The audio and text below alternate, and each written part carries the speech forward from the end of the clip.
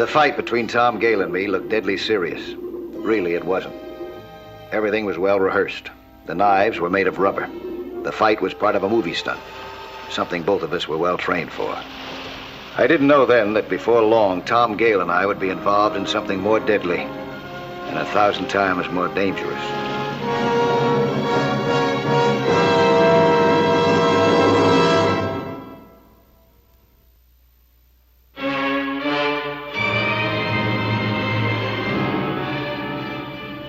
Movie stuntman Tom Gale and I had finished our job. I was collecting my equipment when Tom suddenly turned to me. Mike, how would you rate me as a diver? Are you serious? Yeah. How would you rate me? Oh, you're very good. Then you'd be willing to work with me again. Anytime. Yeah, you got what it takes. You got a lot of guts, but at the same time, you don't take any foolish chances. Why, you got another job lined up? Not right now. I'll let you know if anything turns up. See ya. It was obvious that something was cooking in his head. Something that had to do with me. A couple of days later, I found out what it was, but not from Tom.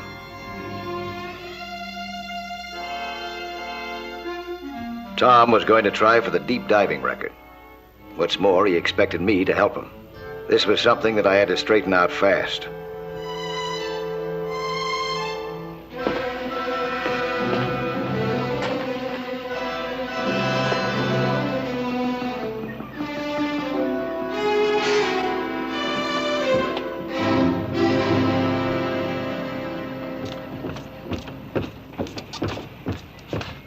Hi, Mike. Welcome aboard. Want to explain this to me? I figured you'd be surprised. I didn't give you permission to use my name. Well, don't get sore. I tried to reach you all day yesterday, but you were out. Well, this is out, too. Call the papers and tell them that. Why? Just the other day, you said you'd be glad to work with me. Not for a stunt like this. Now, Mr. Nelson, just 1 second, please. Now, this is a worthwhile project. I suggest you take it seriously. This is my father, Buster Gale. Well, if you're his father, I suggest that you pound some sense into his head. Well, I never tell him what to do. He's his own man. He wants this record, and I'm here to help. What do you expect to gain by this? Well, I'm a diver. I want to build up my reputation. Believe me, it's not worth the risk. Risk? Why, the Gale family thrives on risk. Maybe you don't remember, but I was Olympic high diving champion 3 times running. This boy's a chip off the old block. Well, no offense, Mr. Gale, but fancy diving is quite different than deep sea diving. Tell them what it's like 300 feet down, huh? And tell them how many men have lost their lives trying to break that record. How many? Over 200. A lot of those guys didn't have the right equipment. And they didn't have you to help. Well, you haven't got me either. Now, let's get that straight. Well, you get this straight, Nelson. If he hasn't got you, he's got me. I'll plan the operation for this boy. I'll get him in condition. I'll make sure if he wants this record, he gets it. And believe you me, when a Gale wants something, he does get it. Hi, honey. This is Mike Nelson. It's my wife, Mike. Hello. I'm so happy to meet you. My husband's always talking about you. Are you going to help him? No, he's not. But you say he's done so much to promote skin diving. Promote it, yes. But damage it with a foolhardy stunt like this, This is a job for the real pros, for the Navy. It's got the equipment, the skill, and it wouldn't be just a publicity stunt. I'm sorry, Mrs. Gale. You call the paper about that, Tom. Don't worry, boy. The old man will take care of everything.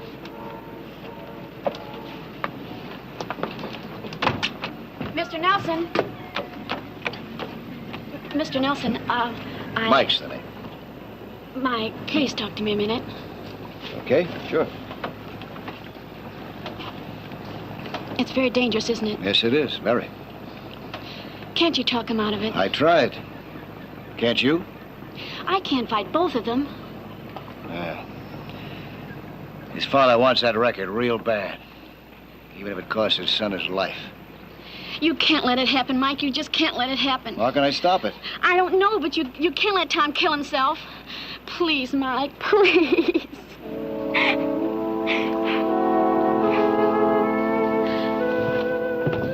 I had to stop Tom Gale from killing himself, for personal reasons and for the danger that it would do skin diving in general. The only way that I could do it was to see that his attempt at the record was painstakingly planned. So, reluctantly, I agreed to supervise the planning. but to take no part myself in the attempt. First, I insisted that Dr. Hugh Benedict, who had been working with divers for 20 years, be brought in to keep constant tab on Tom's physical condition. He put him on a special vitamin diet to fortify him. We got hold of a portable decompression chamber, an absolute must in the event anything went wrong in the water. We worked out a mixture of helium and oxygen. Object, to eliminate nitrogen from his breathing. Bus rounded up a couple of divers to serve as relay men. Part of their job would be to lash extra air tanks to the cable at each decompression level, so that as Tom returned toward the surface, he'd have fresh supplies of the proper mixtures. They'd also be available for emergencies, if any.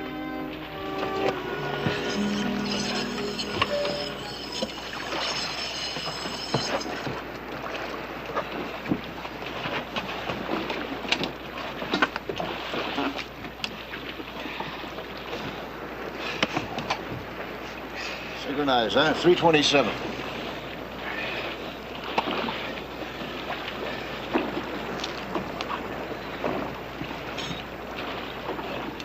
I took Tom and the relay men below to test the diving lungs.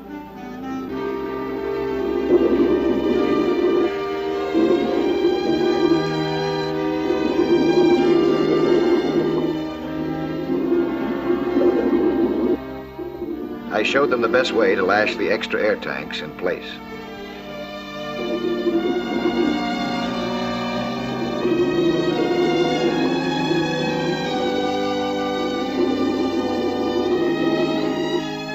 We were 200 feet down in the ocean, under terrific pressure, beyond the limits of most divers. Suddenly, one of the relay men was in trouble. He grabbed his spare lung.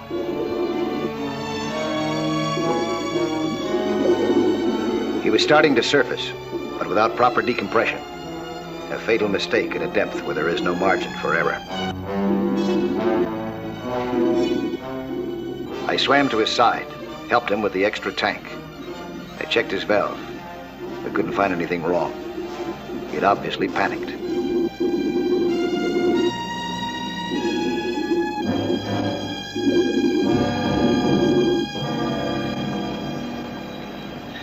You know better to swim up fast like that. What's the matter with you? You want to kill yourself?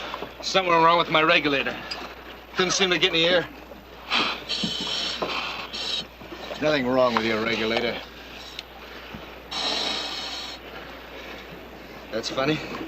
I could have sworn it was stuck.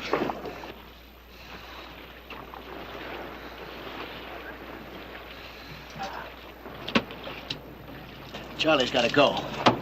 Why? He spooks at the slightest thing down there. What are you giving us? He's been skin diving since he was a kid. Yeah, that might be. But there was nothing wrong with his regulator. If there was anything wrong, it's Charlie. Look, Mike, Charlie's father is Bill O'Neill, the movie producer. Now, we're trying to promote a picture deal. Promote whatever you want. But let's get rid of Charlie, huh?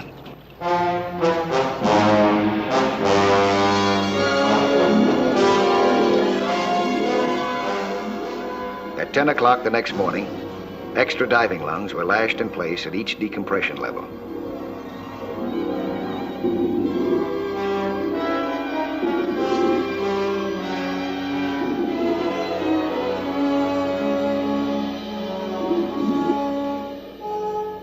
On the surface, it was like a county fair. Tom posed for the news photographers with the official judge, Lieutenant Dan Taylor of the Navy's Underwater Demolition Reserve.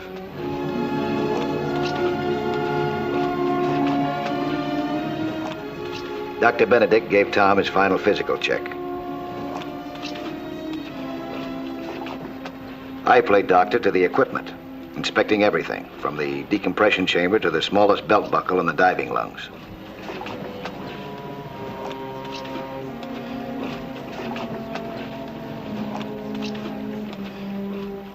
The relay men returned to the barge and reported that the extra air tanks were in place. Everything was in order. It'll be a beautiful day.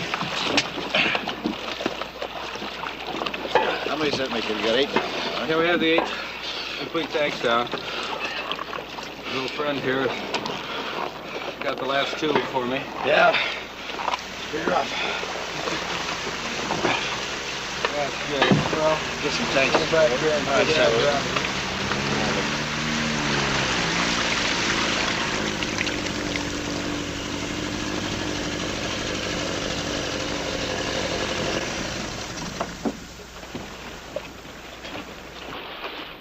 Hiya, Mike. Sorry. About what? Buzz told me to be here by 9, but man, was it rugged getting up this morning. I thought I told you to get rid of Charlie.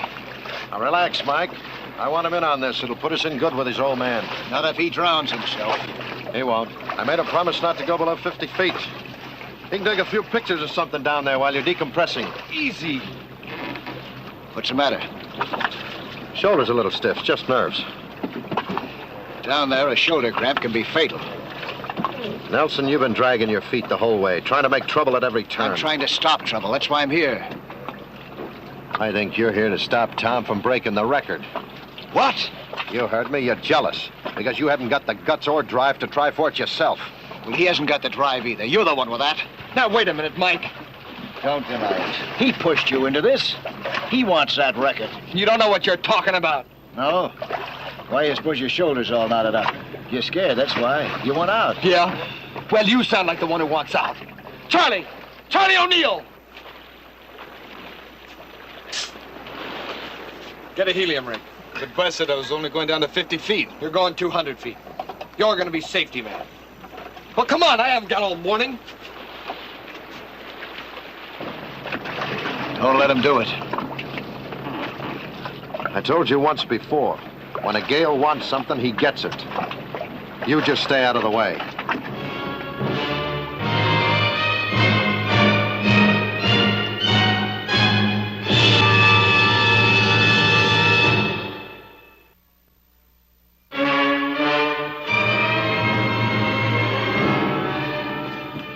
At 11 o'clock, Tom Gale was ready to dive 380 feet into the ocean. Deeper than any other skin diver had ever gone before. We were anchored over a 400-foot trench, chosen because there were no underwater currents. I had a dozen reasons to doubt that he'd make it, and a dozen more to worry about his safety. Honey, maybe Mike is right. Forget about Mike. Folks, when they haul up this cable after my dive, you'll find my wife's scarf tied below the 375-foot mark. Let's go. I was against the whole deal. Tom was being a fool, so was his father. But I couldn't just stay on the sidelines and wait for Tom to drown himself.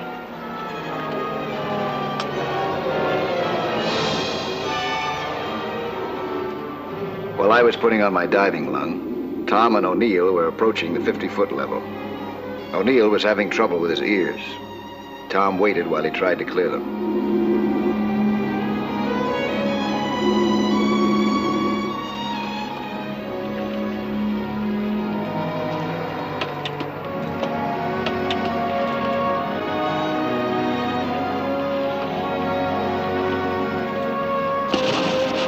At the 100-foot level, O'Neill was still having trouble with his ears. He could hardly bear the pain, but he was afraid to keep Tom waiting any longer. I managed to clear my ears at once.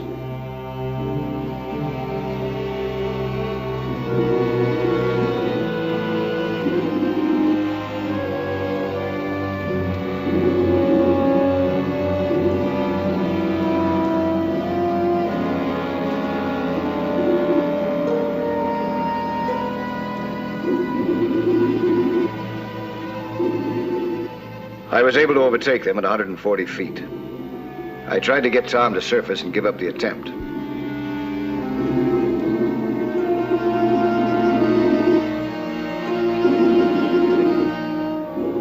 When he refused, I had to send O'Neill back to the surface, and I headed down to take his place. Meanwhile, on the surface, it was time for the two safety men to swim down and wait for us at the first decompression level.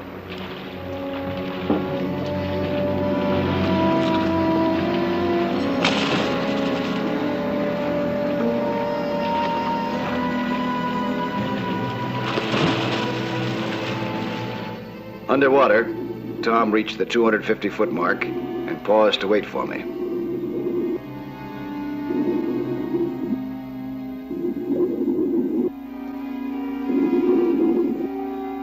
I was to maintain a station there for the 4 minutes we had scheduled for him to dive to the record depth. He was to tie his wife's scarf to the cable and return to me.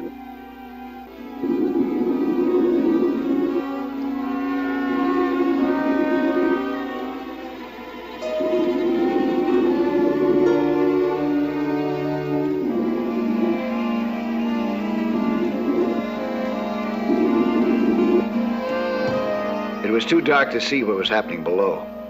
The only noise I could hear was our bubbles.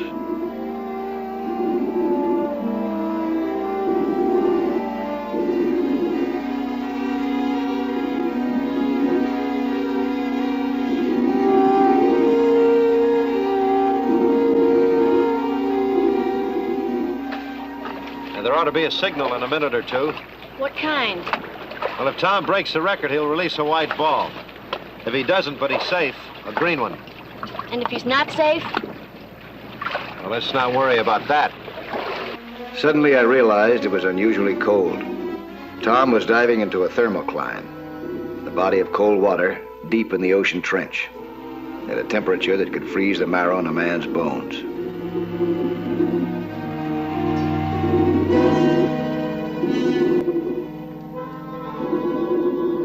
Down below, Tom made a supreme effort and reached his goal. He should have been thinking of the time and temperature. Instead, his mind was on publicity.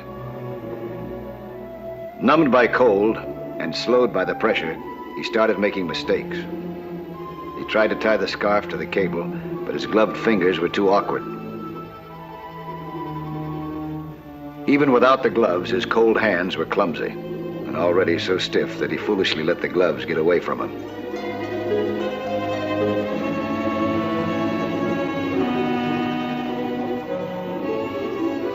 Tom had been gone longer than the agreed time. I didn't know where he was or what had happened. I had no other choice but to go down for him. I released a marker ball to warn the men above. Groggy as he was, he realized that he had to go up. So he started upward, leaving the knot only half tied. It's red. That's trouble, isn't it? Yeah. Tom agonizingly made his way back to the 320-foot mark.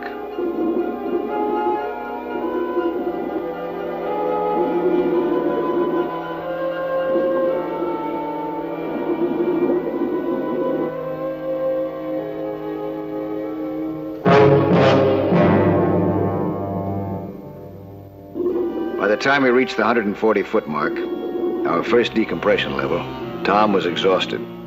His hands were so stiff he could hardly hold on to the cable. My own head felt light and my body heavy.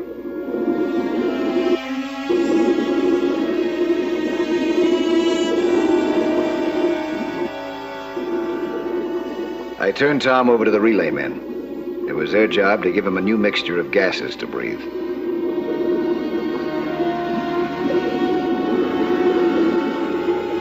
It was my job to figure out how long he'd have to decompress now.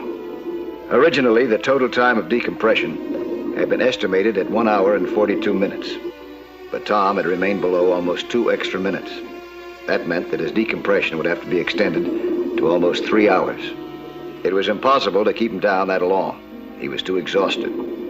There was only one thing to do: send him to the decompression chamber on the surface.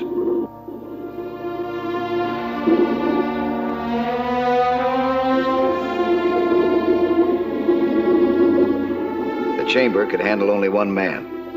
That left me out and down. I had to decompress in the water. I checked my decompression chart. The news was bad. It would take me a total of 73 minutes to stay down in order to come up without the bends.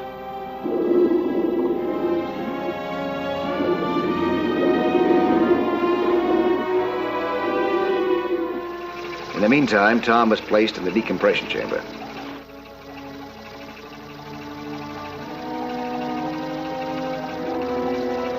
The time passed slowly in the icy waters, but finally it was over, and I could surface.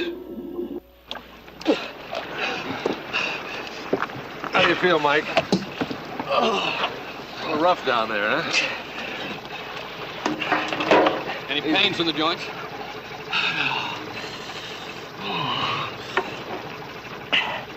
How is he? How's Tom? Hard to say till he comes out.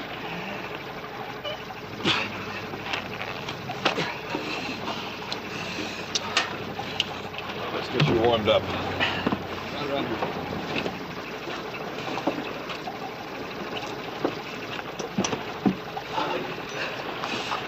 Well, he did it, Mike. Broke the record. Tied Sandra's scarf at the 380-foot level. Congratulations. How much longer's he got to go? About 10 minutes. Hi, Tom. How you feeling? I feel great. Just a little.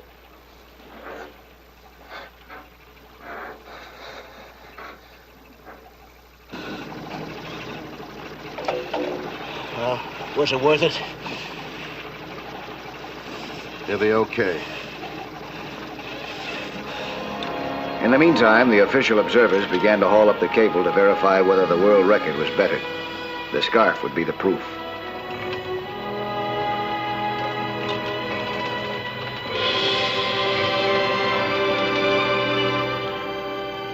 The moment when a man comes out of decompression is always rough. No matter how good his condition seems, there can be serious shock, even heart failure. Put us in the blanket, huh? Would you like some water? Right there. Good walk. Will he be all right? You'll need a week in the hospital. How do you feel? Awful. But I did it. I broke the record. Sure you did, son. Hey, Lieutenant.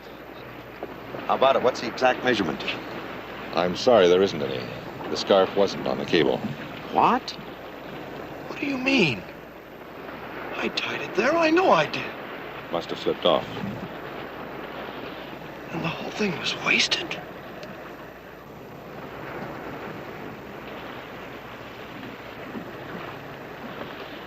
I'm sorry, Dan. But I'll make it up. As soon as I get out of the hospital, I'll go down and I'll get that record. I promise. You've got nothing to be sorry for. Oh, yes, I have.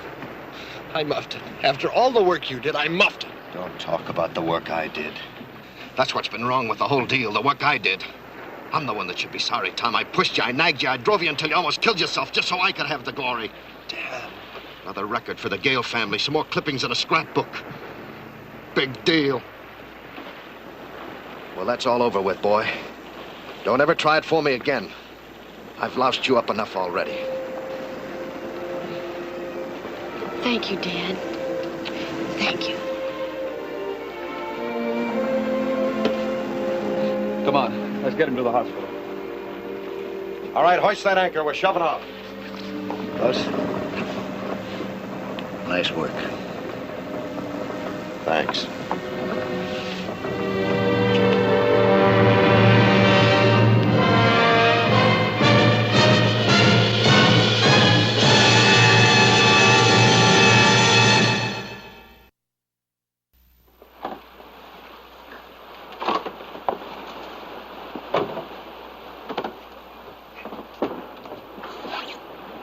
I'll be back next week at the same time with another sea hunt story. Plan to be with us again, huh?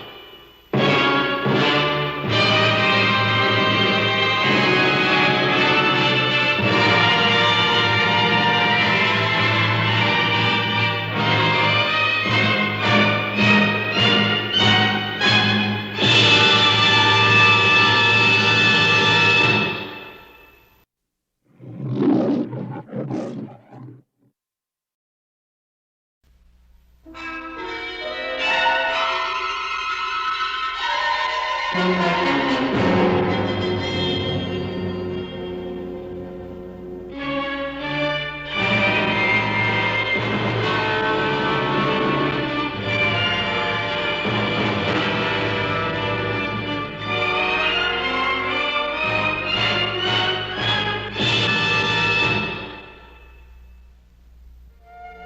thousands of years, the secrets of the ocean have been well-kept secrets.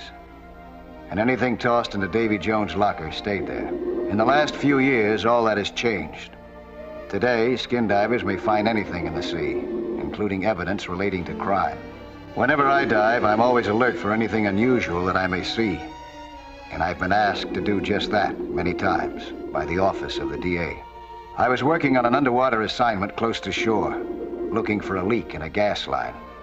There, I found it. It was a slow leak at a joint.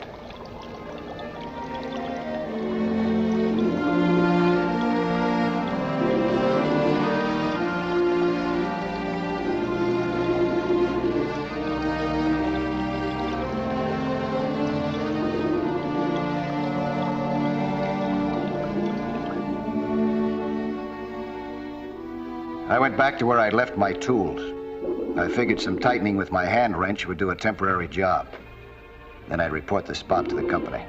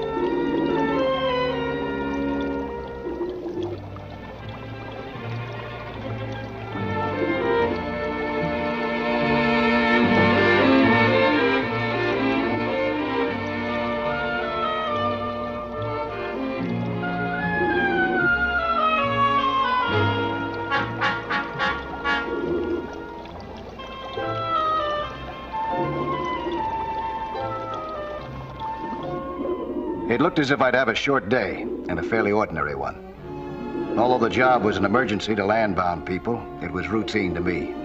The kind of job that I'd often done before. But the waterfront is a strange and sometimes dangerous place. The day proved to be a long one, and not at all ordinary. Before it was over, I had brought to light one of those secrets of the ocean, and had almost paid for my investigation with my life.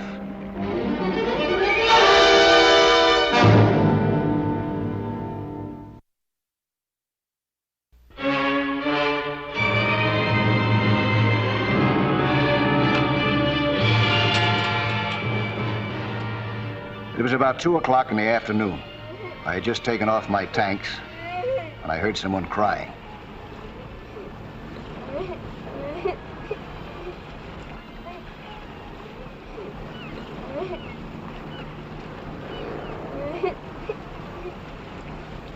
Right, big boy. Hey, you hurt yourself?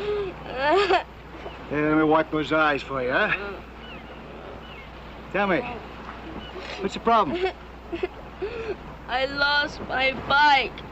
I just got it the day for my birthday, and I hardly had a chance to ride it. Oh, gee, that's a shame. Tell me, where do you think you might have lost it? At the bottom of the ocean. Bottom of the ocean? Where at the bottom of the ocean? Right down there. Oh, how'd it happen? It just fell in. And they'll never buy me another bike again. Maybe they won't have to. I'll go down and see if I can find it for you. How are you gonna do that? It's a cinch. We'll get that bike for you in no time. Really, mister? Can you? Are you a frog man? I used to be one.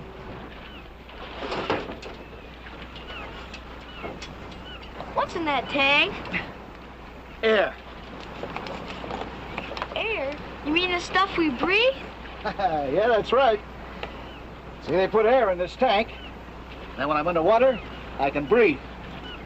Oh, are you sure you can find my bike now? If it's down there, I'll find it.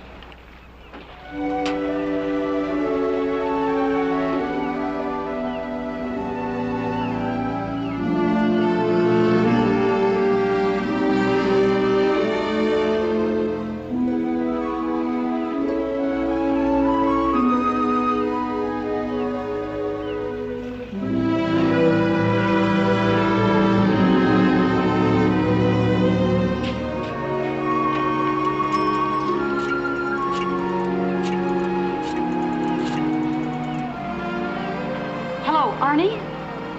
Let me speak to Arnie, please. Yeah, it's Leona. It's very important. I went back into the water. This time, my client was just a little boy, but the assignment was very important to him. I started close to the dock and swam outward in a spiral, past some old tires.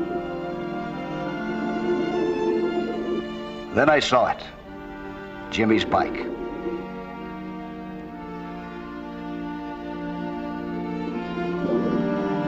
I picked it up and started back triumphantly.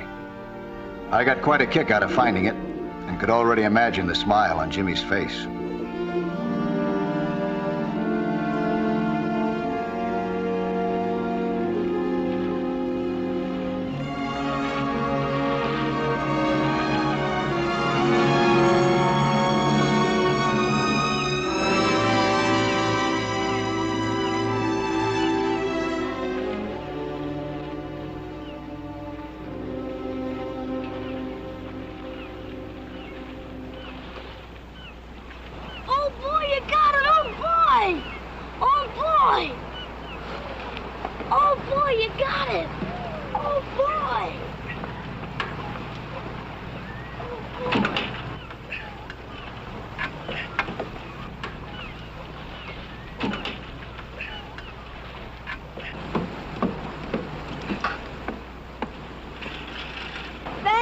Thanks a lot. You happy now? Uh-huh. Okay, let me see your rider.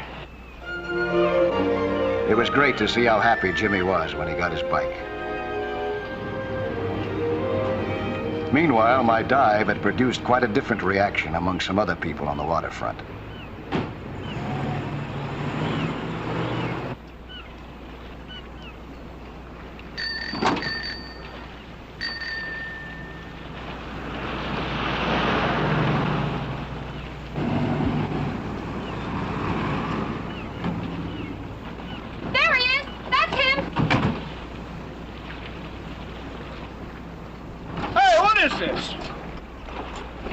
Are you cops?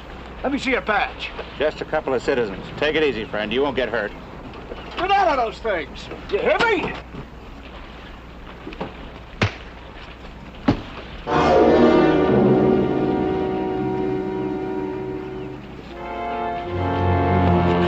Get him out of sight.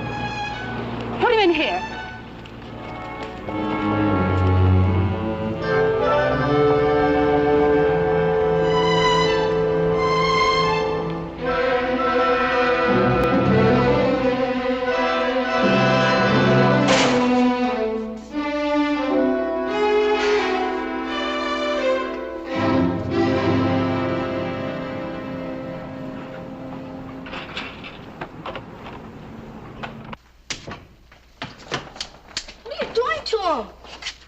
Come on, get lost, kid. You hurt him! No skin off your nose, sonny. Now run along before you get in trouble. Leave him alone or I'll call the cops. Yeah? Why? He's my friend, that's why I got my bike out of the water for me. Bike? How do we know that's all he was after? How'd he happen to get your bike for you, sonny? I was crying. He's a nice guy. Was he already in the water? I mean, when he saw you crying and went under for your bike. No, he wasn't. Oh.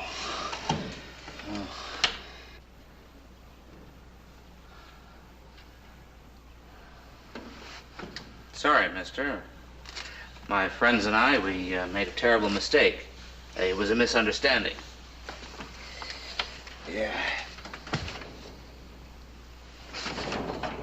You see, this stretch of the waterfront belongs to the diner, our friend Leona. And it's private property, that means you are trespassing. She's a defenseless woman. There are prowlers on the waterfront. You understand. Yeah. You certainly have a nice way of telling a person about it. You got a right to be sore, mister. It was all my fault. I saw you out on my pier and I told my friends about it. They were worried about my safety, I guess. Maybe they took it all a little too serious. Yeah, maybe they did. Well, with that strange-looking get-up and all, I didn't know what you were up to. Just learn this, mister. The waterfront has its own rules. Remember, next time ask.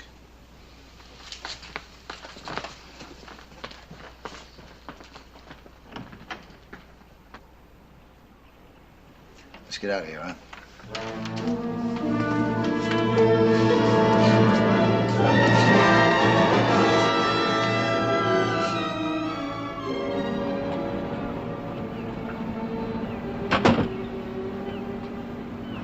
Some wallop you got. Yeah, it sure was some wallop. I was gonna get the cops, and next time I will. You were, huh? Well, thanks, big boy. Hey, what is your name, anyway? Jimmy, what's yours? Mike? You live around this neck of the woods, Jimmy? Right across from the diner over there. Oh. How's this bike run now, huh? It'll be okay when I oil it up. You wanna come over and meet my mother? Yeah, I sure would like to do that. Some other time, though, huh? You give me a rain check on it. What's a rain check? Well, that's something you do later on. Oh, are you sure your head's all right, Mike? It's okay, Jimmy. You better get on home now, huh? Okay.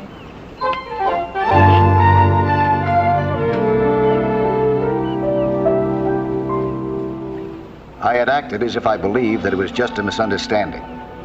But it was obvious that there was something underwater near that dock, which was terribly important to those thugs.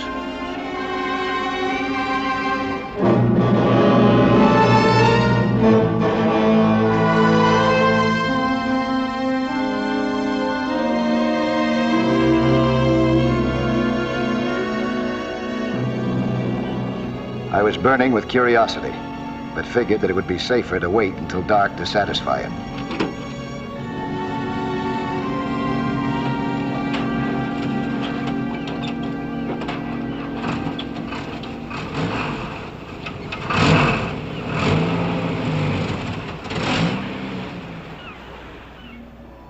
It was 2:30 in the morning. I knew I was taking a big chance. If the thugs found me diving, they'd probably finish me this time. But the dock seemed deserted.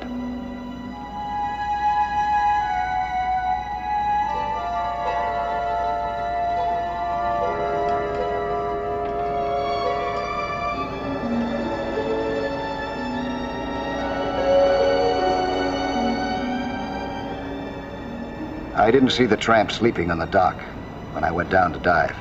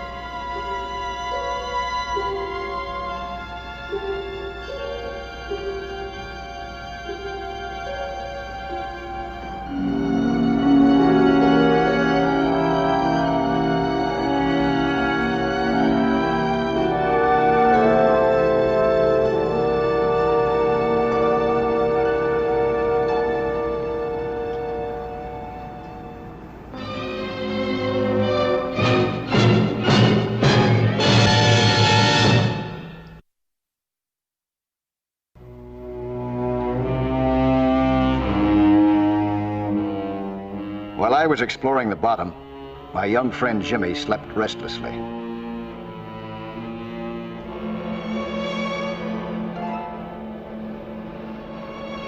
At 3 o'clock, he woke up to look at his bike and heard the screech of tires outside.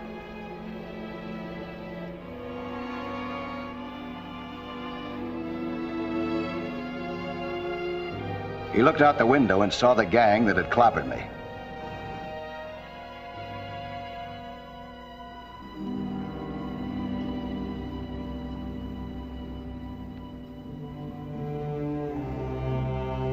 He dressed immediately. He was a real pal.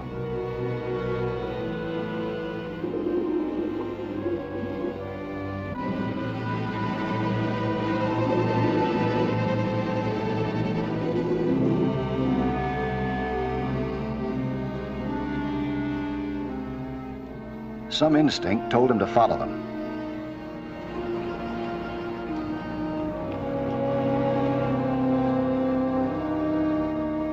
At 3:10, Jimmy came out of his house. Not a good hour for a little boy to be on the street, but he had a hunch that his new friend needed him.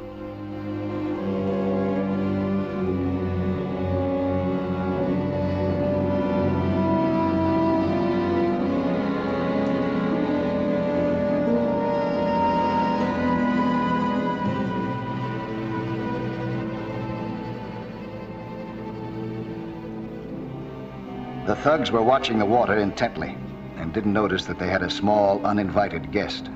That tramp must have had hallucinations. There ain't nothing down there. He said he saw something, so I figured why take a chance? You know what could happen.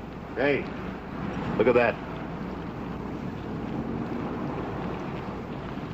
Aren't you glad I called you now, Arnie? So he was wise. He wasn't after a bike. He was after it all along. Do you think he's a cop? I don't know. Today they use radar and helicopters. You gotta be careful. Do you think you'll find it, Arnie? Do you? No, nothing to worry about. You won't find nothing. What if he does? What are we gonna do? After all, it happened in my diner. I did what you told me in court. You're supposed to protect me, Arnie. What are we gonna do? We wait, that's what we do. We wait till our boy finishes his swim. Then we see what he brings up out of the mud. And if he's got it, we'll just put him back in the mud.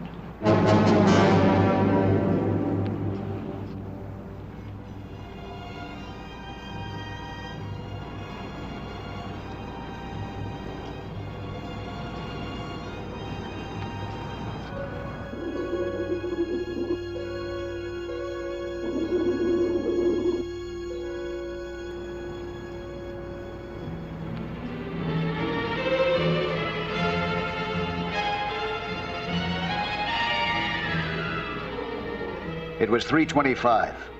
Jimmy ran as fast as he could. This was no hunch anymore. He knew that unless he brought back the police in time, I'd be killed.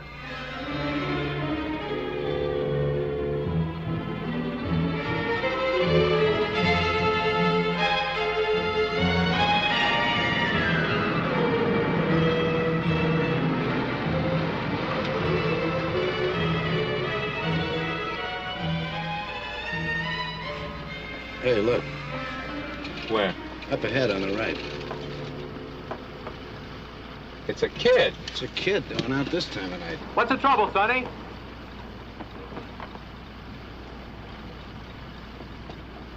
What's the matter, young man? There's a man. Yes? There's a man after my friend again. They're gonna kill him. After your friend, are they? That sounds pretty serious. Something's got to be done about that. Where do you live, son? They're gonna kill him. I tell you, hurry. Sure, kid. And maybe you better get in the car with us. Then you can tell me all about it. I'd been down for what was beginning to seem like a long time and getting a little discouraged. The ocean was pitch dark. Then I saw a gun, a pistol. I pulled it up from the bottom and examined it. It hadn't been in the water very long. I was sure it must be what the thugs were afraid that I'd find. Nobody throws a good pistol off a dock for fun. It was probably a murder weapon.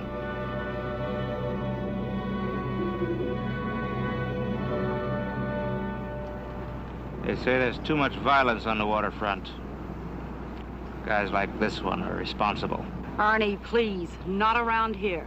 Whatever you're gonna do, don't do it around the place. This is all I own. You've got everything, Arnie. The diner is the only thing I own. I pay you for protection. Don't I protect you, Leona? This is first-class protection. I'm silent. He's coming up.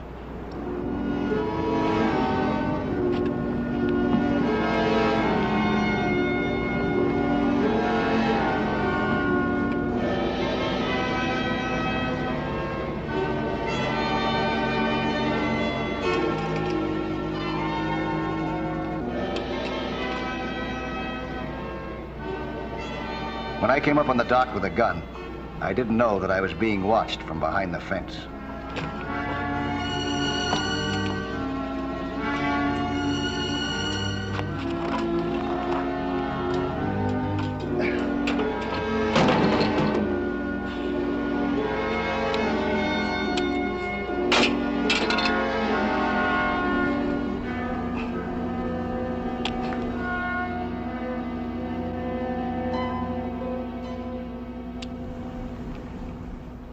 In for another swim?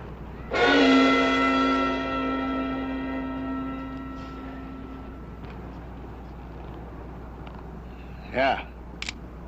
How's the water? That's not bad.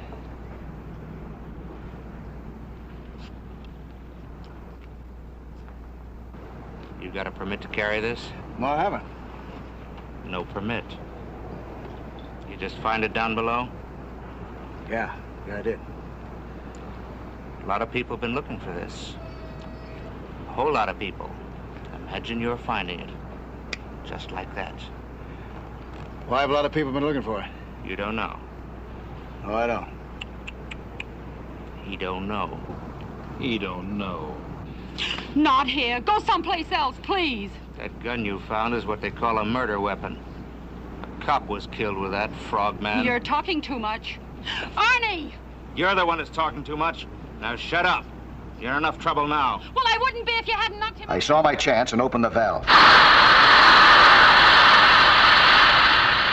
blast of 3,000 pounds of pressure and the surprise gave me a few seconds to run for the water.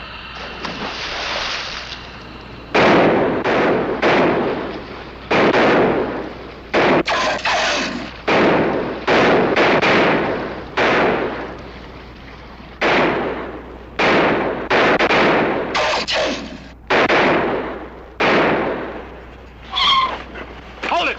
Freeze! Drop it! Up with him! All the way up! Get over there! You two. And you. Get over there. Stay over there. Well, well, look who we got here.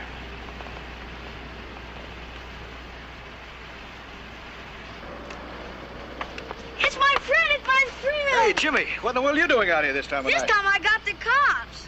You got him? Sure, I told you I would. Yeah, just about in time, too, Jimmy. So you're Jimmy's friend? You're sure lucky to have a friend like Jimmy. Yeah, I know. You know who this character is? No idea. Arnie Craig in person, better known as Mr. Waterfront. He's been charged with about 6 murders, but never convicted. Never found any proof. Maybe this is just what you're looking for. I know he was mighty anxious to know if I'd found it down there. I think I know why. This could be the murder weapon that was missing in the last trial. Right, Mr. Craig? Well, we'll soon find out. I got a hunch you won't be around much longer, Mr. Waterfront. All right, into the diner. Yeah, I knew it. All of you, into the diner. I've got to have your name for further testimony. Mike Nelson. All right, this is on the corner. Very good. I want to thank you very much for your help. Big help to us. All right, good.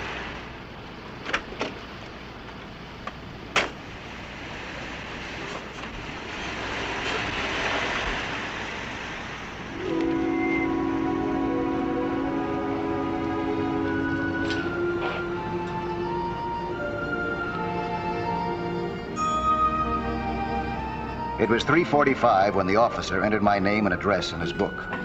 I promised to take Jimmy home. He was already asleep. It had been a big day for him, and for me, too. A lot of exciting things had happened. But to Jimmy, probably the most thrilling was getting back his lost bike.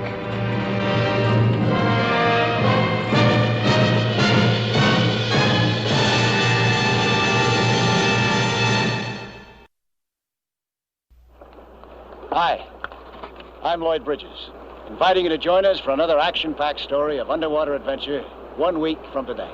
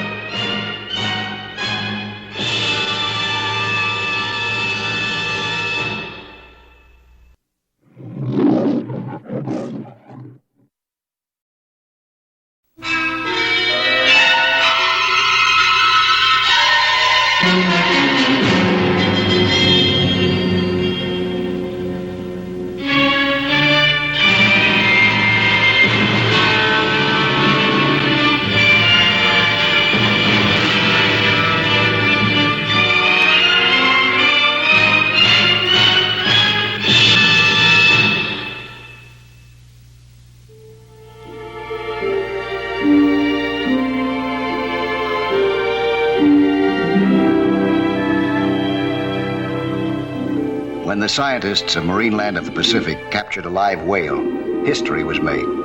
It was my privilege to test whether the whale was friendly toward humans. Luckily for me, she was. In a few weeks, she became as tame as a trained seal, and just as smart.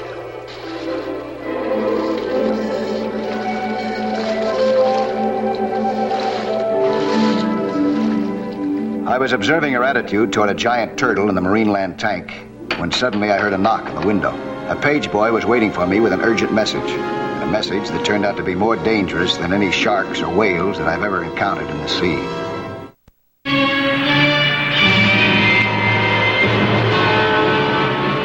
The urgent call was from Tom Quinn, an old diving buddy of mine, and a lieutenant in homicide. He needed my help, so I got down to his office as fast as I could. Hi, Tom. Mike, good of you to come right down. Oh, you said it was urgent, didn't you? Yeah, it is. Oh, excuse me. Keep those bugs away from me. Oh, isn't this a summer cold, you know? Look, sit down. I got a problem that I think you can help me with. Yeah? Well, what is it? Fire away. Did you hear about the Tyler accident? Tyler accident? Yeah, Maria Tyler. She's skin diving with her husband, drowned day before yesterday. Oh, yeah, I remember reading about that. She swam down too deep. Oh, that was a tragic accident. Was it? An accident? What do you mean? I mean, I'm not convinced that it was. And that's where you come in. I'd like to get Tyler in here and have him tell you in detail his story of the fatal day, and then you tell me what you think. Now, wait a minute. I'm not a detective. Besides, you've done a lot of diving. Oh, Mike, I'm not in your league. Look, I need expert advice. A man's life is at stake. Bring Tyler in here. Okay, Mike. Well, what can I say? He's on his way in here.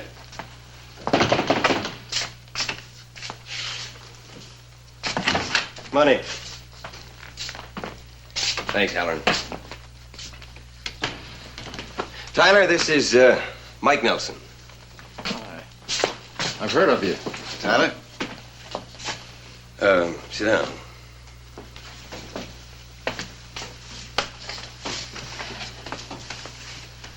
I would like you to tell Mike exactly what happened that day.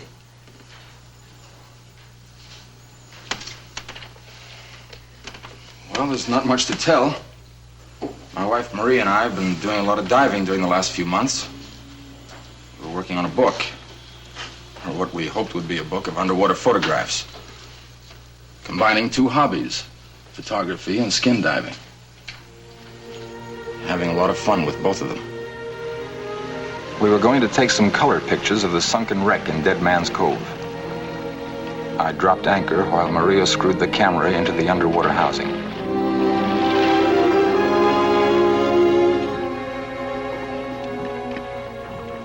We studied the chart before we dove. It was a beautiful day, but Maria was in a mischievous mood. Playful, like a kitten. She swam down ahead of me. I have sinus trouble, and it takes me longer to adapt to the pressure changes than it does other divers. But Maria had no fear of the water, and often dove deeper than she should have. That day, before we dove, she promised to stay close to me and be careful. The wreck was down 32 feet on a ledge. Below it was a 500-foot drop to the ocean floor.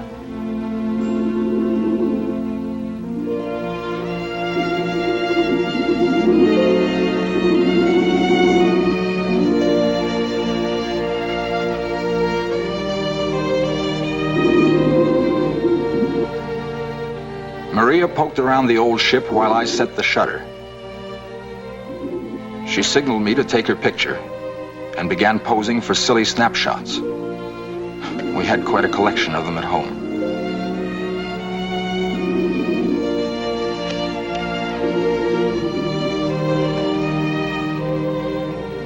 Then, breaking her promise, she swam away from me, going deeper.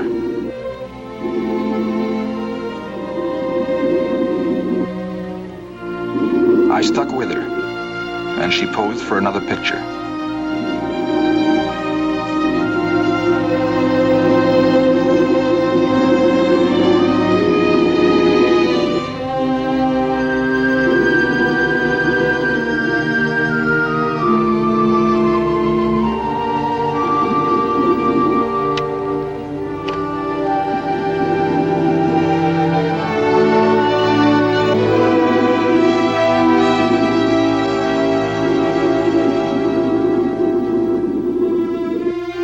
Maria swam over to the ledge to pose for more pictures. My ears were beginning to hurt, but I stuck close to her.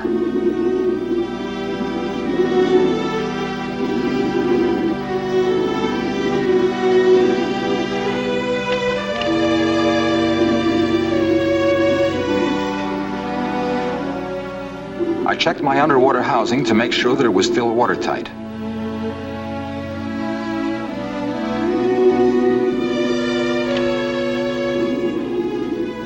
Suddenly, while I was advancing the film, Maria dove down over the ledge.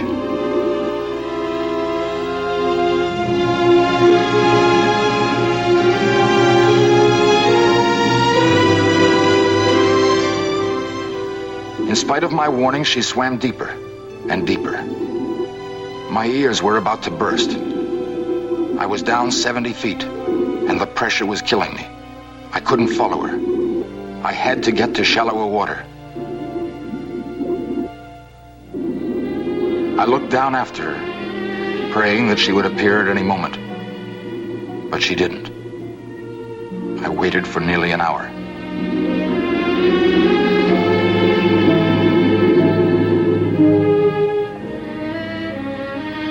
My air supply was exhausted. I switched over to the emergency reserve supply.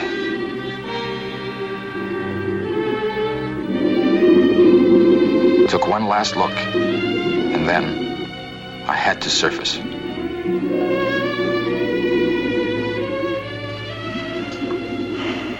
I knew I'd never see her again. She was gone. There was nothing I could have done to save her. I begged her not to go that deep. She knew I couldn't follow her. I begged her.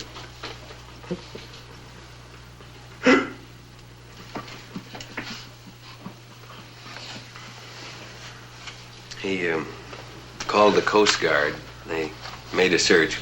Couldn't find her.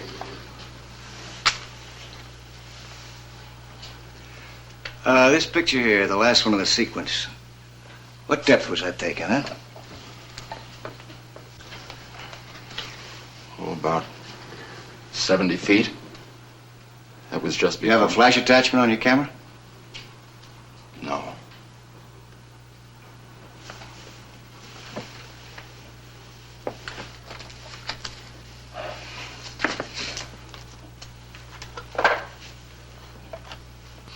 Would you like to ask him some more questions?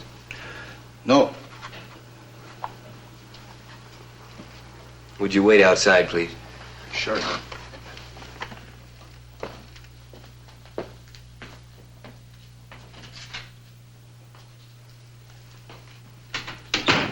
You're a big help. Why didn't you ask him some more questions?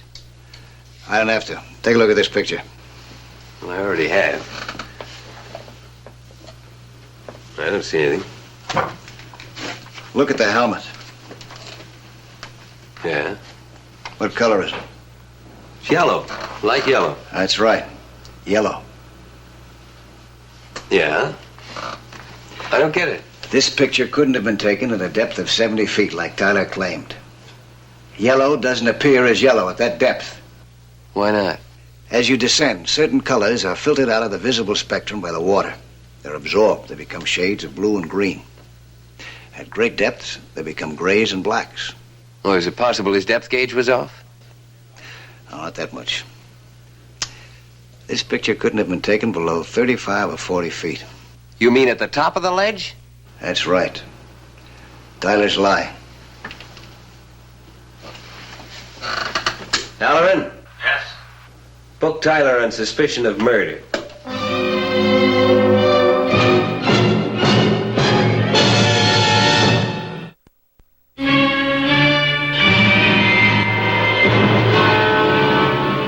Maria Tyler had drowned while skin diving with her husband.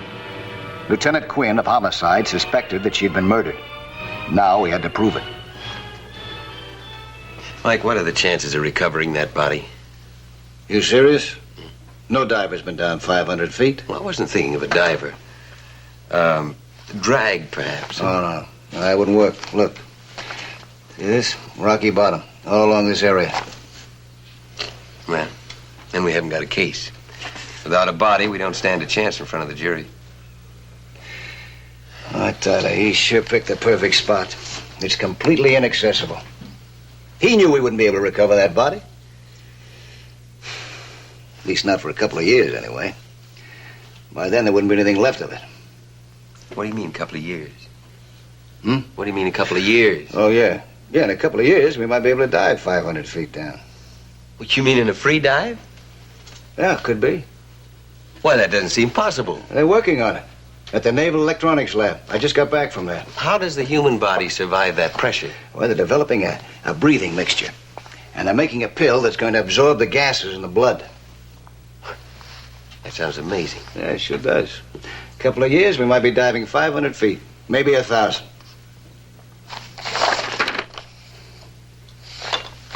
That's it. That's the answer. What's the answer? Can you act? Huh? Tom had a plan to trick Tyler into making a confession. It all depended on my being able to convince Tyler that I could do the impossible. You all set, Mike? Yeah. I'm waiting for you. You got everything? Everything. Well, let's go.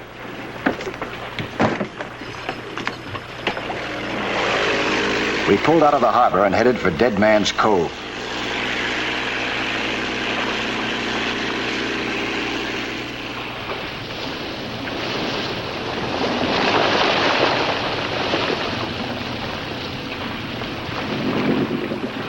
All right, this is it. You're sure this is a spot now? Yeah, I'm sure. Okay, Tom. Drop her here, huh?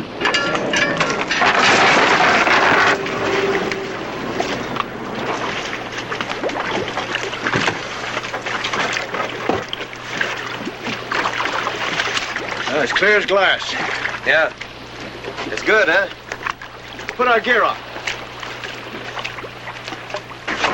And now let's get this straight. I want you to be in the lead. You recreate that dive, movement by movement, exactly as it was. You understand? I intend to, Lieutenant. I got nothing to hide. All right. Here. Use this slate. Write down everything exactly as it happened and where it happened. Whatever you say, Lieutenant. Happy to cooperate. Oh, Lieutenant, just one thing. I've got to go slow. My sinuses. Give me a hand here with this, will you?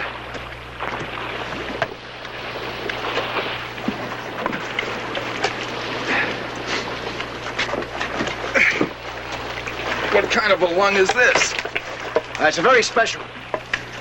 I got it from the Naval Electronics Lab. I've never seen anything like it before. It's an experimental model. It's still classified. And what are you doing with it? Hey, let me borrow it whenever I want to do a special dive like this. Special dive? Oh, Tom, I almost forgot my pill. Get it for me, will you? Pill? It absorbs the gases in the blood. Keeps you from getting the bends. The bends?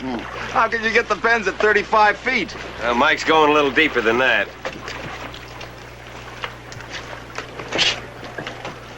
Deeper.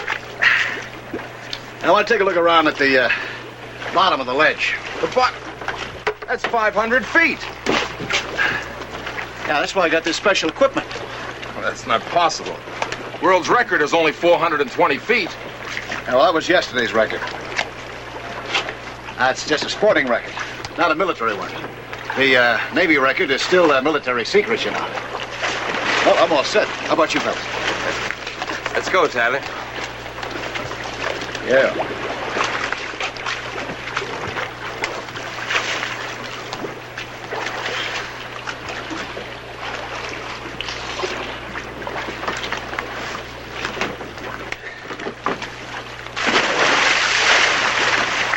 Pretty good job of acting. You almost convinced me. Almost convinced myself. Tyler had told us the story that he followed his wife down as deep as he could, to 70 feet.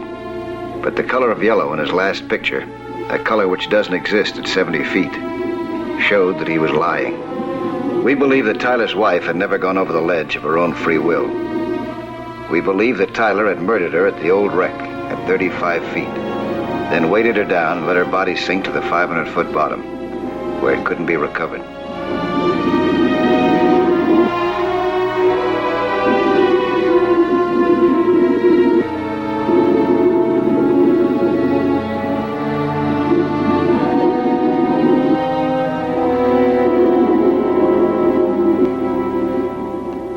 In the color slides, it had looked like fun, but Tyler didn't seem to be enjoying it.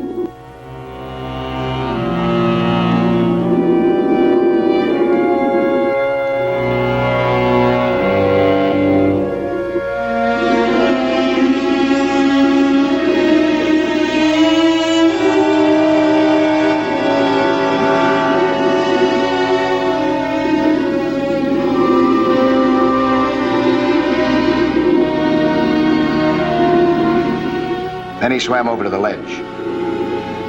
Beneath us, down 500 feet, was the body of Maria Tyler. I had to convince him that I could recover her body.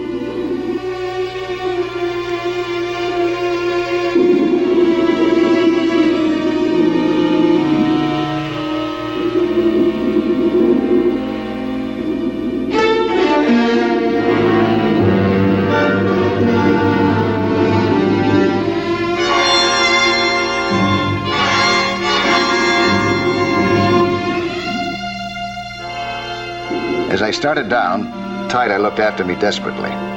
We were closing in on him. A trapped animal can be very dangerous. Tom was a good swimmer and knew how to take care of himself. But he made a mistake by looking after me instead of keeping his eyes on Tyler. It only took Tyler a second to spot a jagged piece of glass in the silt beneath him. Its knife edges made it a dangerous weapon.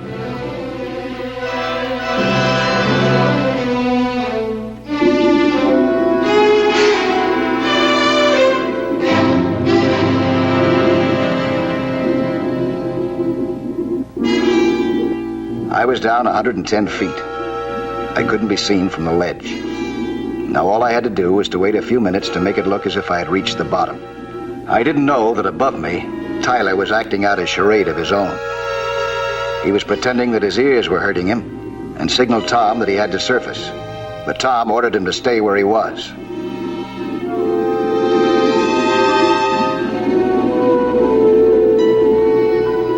Tyler pushed off and started for the top. Tom was right after him.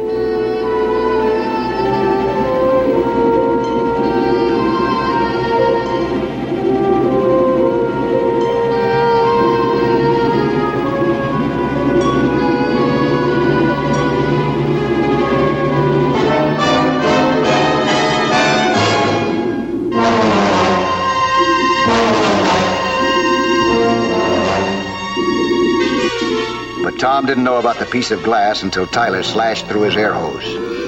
Then it was too late. Tom had to surface, without Tyler.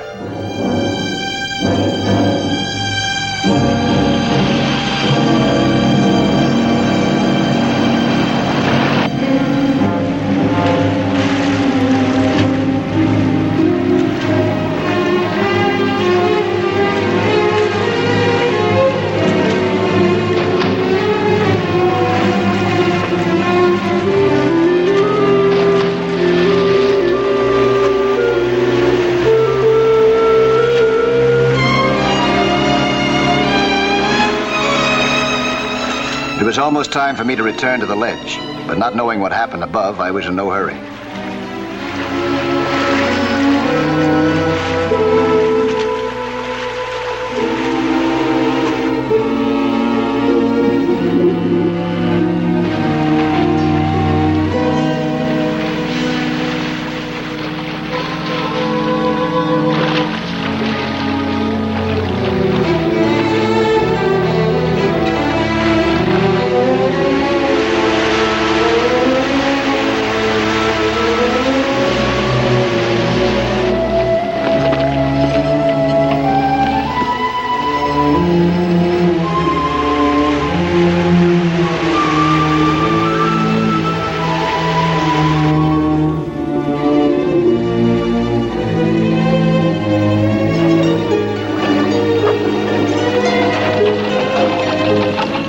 the ledge and saw that both Tom and Tyler were gone. I swam for the surface as fast as I could.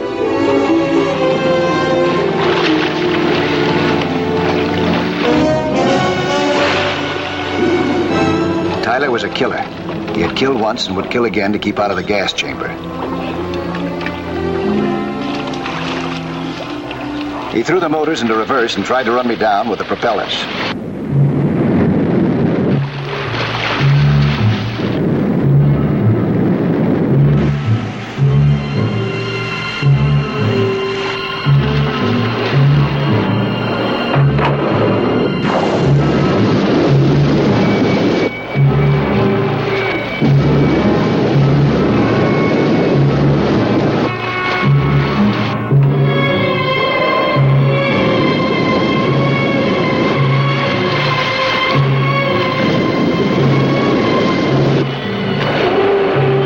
Submerged and cleared myself from those propellers, but then he would have gotten away.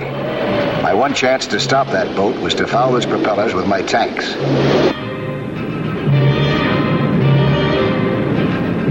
I slipped out of my scuba and swam up as Tyler steered for me. If my tanks missed the whirling propellers, I'd be ripped to shreds.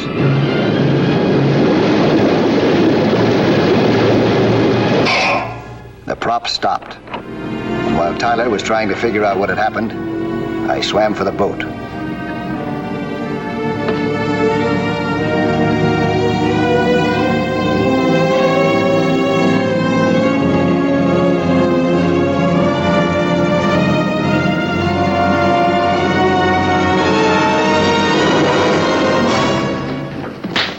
Tyler was strong and cunning.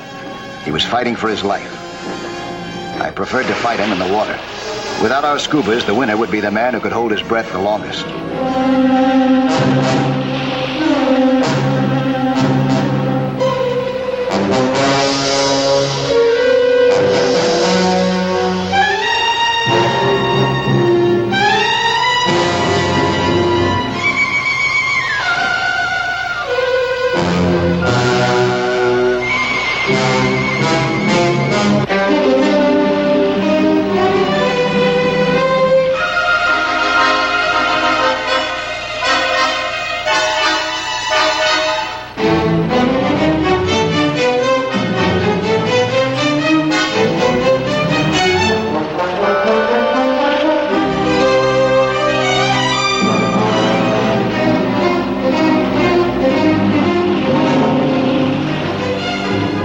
Gulps of seawater, and he became a model prisoner again.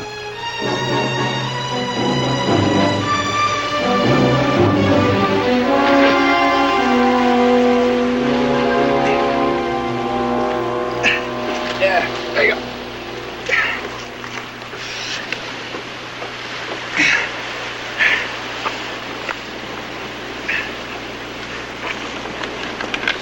I thought you'd had it when he ran that boat over you. So did I. The law had Tyler.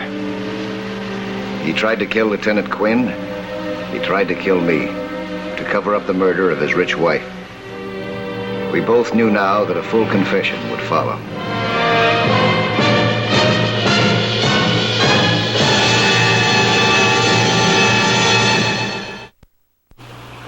Hi there. I'm Lloyd Bridges. Skin diving is certainly a lot of fun, and it's full of adventure. See some more of it again next week, huh? When there'll be another excursion into that fabulous underwater world of Sea Hunt.